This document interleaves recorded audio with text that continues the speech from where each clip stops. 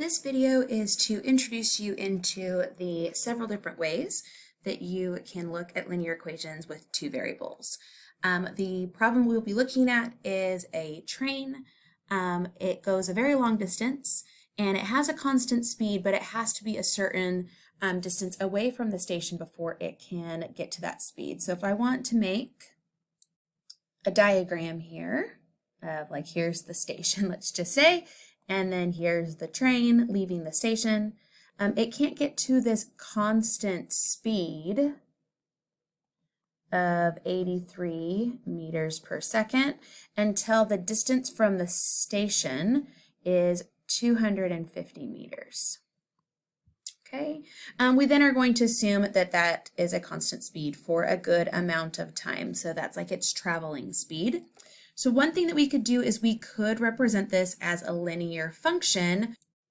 And the form that we could put this in is mx plus b form, where m is your rate of change and b is your initial value of your independent variable, or the point 0, b, like where you're starting when your, in this case, time is going to start.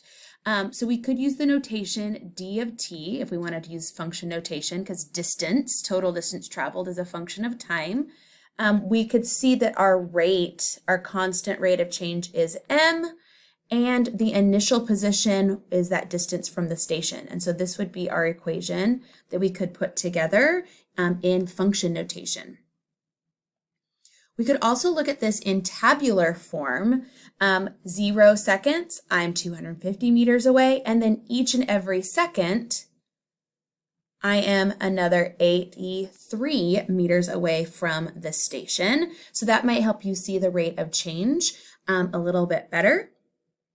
We can also do this graphically. So at time 0, my distance away from the station is 250. And then because I have that constant rate of change, every second I increase by 83 meters. And so you can see that rate of change here, that every 1 second I increase by 83 meters.